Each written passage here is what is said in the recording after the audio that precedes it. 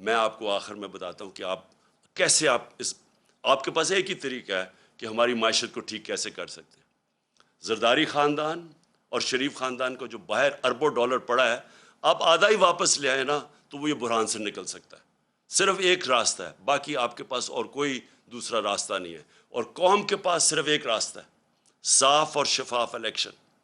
صاف اور شفاف الیکشن کے بعد علاوہ کوئی اور دوسرا راستہ آج نہیں ہے۔